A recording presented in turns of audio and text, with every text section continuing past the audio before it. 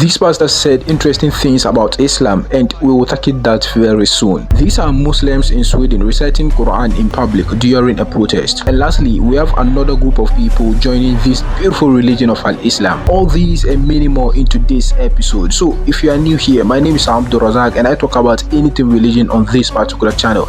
If interested, consider subscribing to the channel, put us on post notification and share. Until then, let's begin today's episode.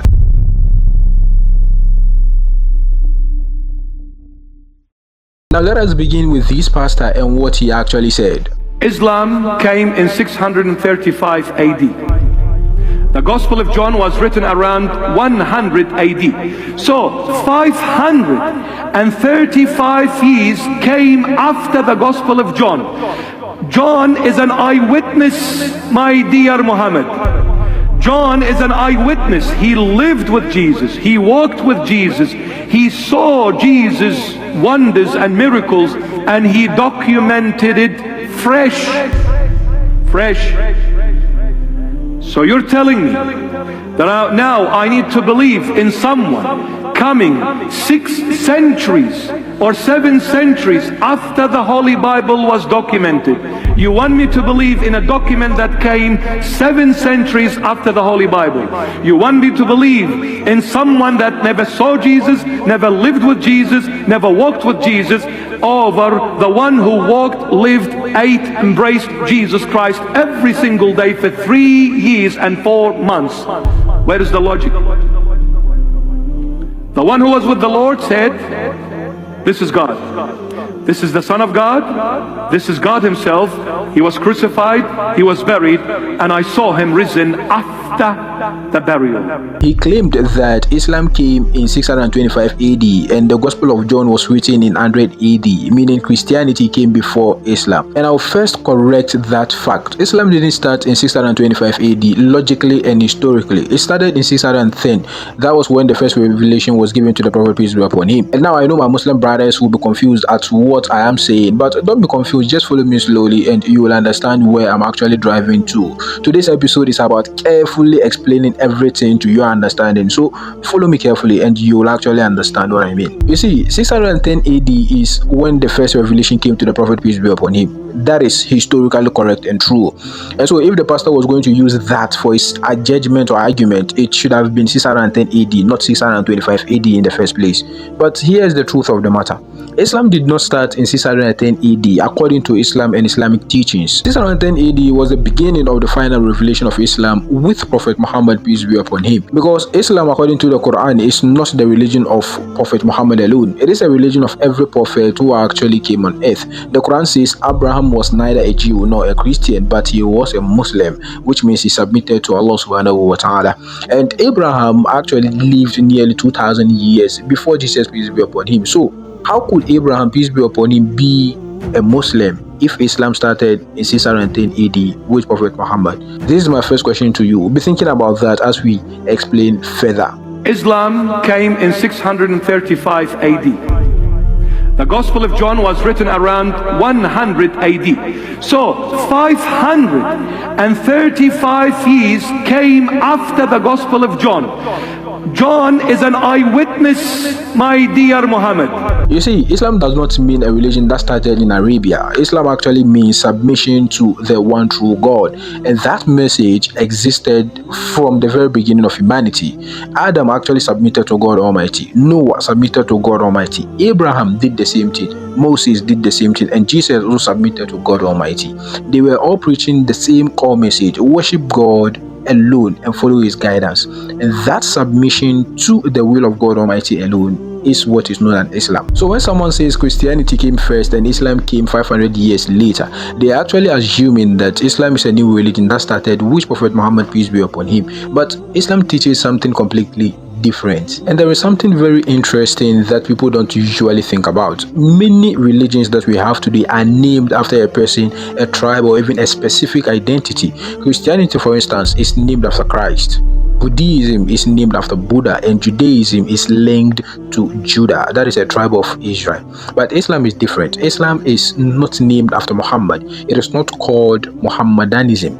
Muslims don't even call themselves Muhammadans. You see, the name Islam doesn't belong to a man. It means submission to the one true God. And that is powerful because it shows that Islam is not built around a personality or a founder. It is actually built around a relationship with the Creator. And Prophet Muhammad is not the owner of Islam. He is just a messenger of Islam. And when he came, he didn't ask people to worship him. He didn't say salvation actually comes through him. He said that he is a prophet of God, a servant of Allah subhanahu wa ta'ala, and a messenger. So Islam is not the religion of Muhammad. It is a religion of submission to God Almighty. The same submission taught by Abraham, Moses, and Jesus, peace be upon them all. And that is why Muslims say Islam didn't begin in the 7th century. It actually began the moment the first human being turned to God and said, I submit to your will.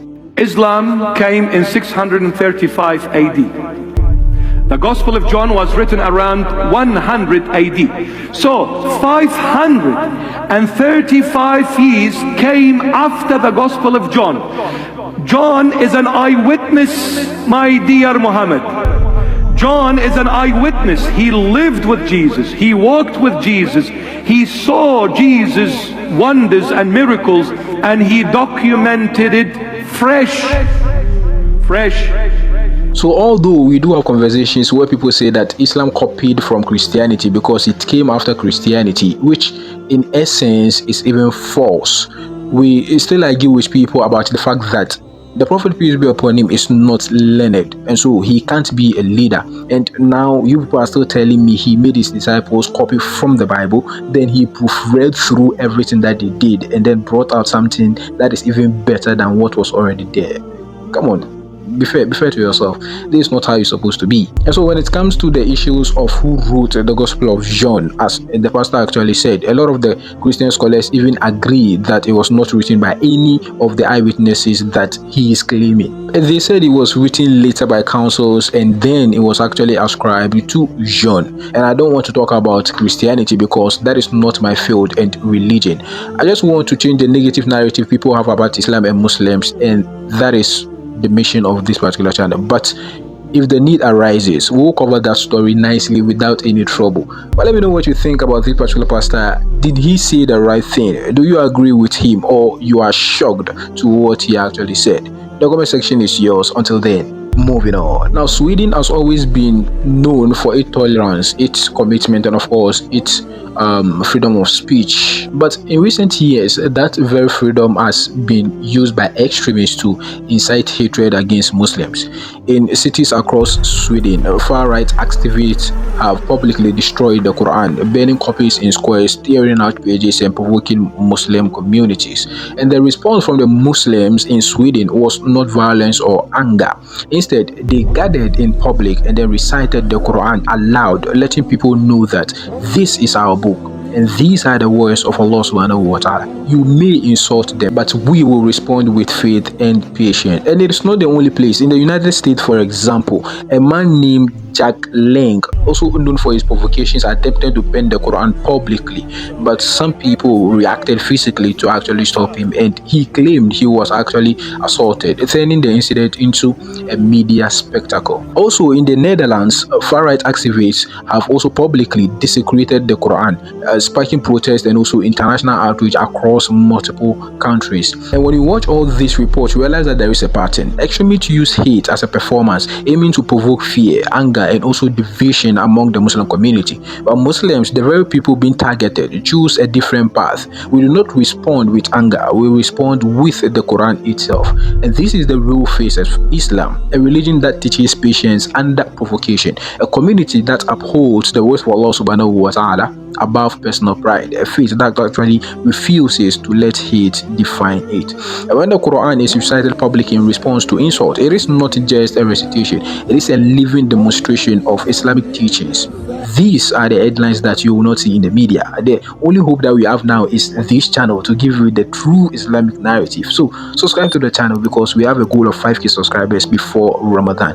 Join the community to change this negative narrative people have about Islam and Muslims in the world. And let me know what you think about what is happening to the Quran. Until then, moving on.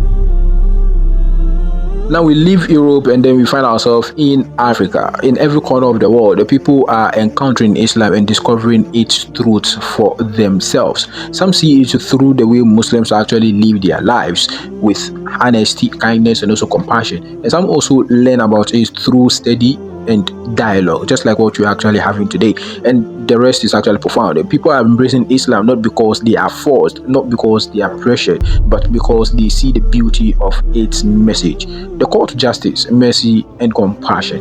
And these stories actually reminds us that Islam is alive and its truth reaches the heart wherever it is presented sincerely. Every person who actually chooses Islam is a testament to the power of its message. Islam doesn't need to fight with anger or force. Its light alone shines through character, knowledge, and sincerity. And that light is what draws people naturally to join this faith. And so let us welcome these new Muslims and pray that they find ease in this world and in the hereafter. That is it for this week. Let me know your thoughts in the comment section down below about what the pastor said, what people are doing to the Quran, and why are people still embracing Islam. Don't forget to subscribe to the channel because of our goal 5k subs before Ramadan.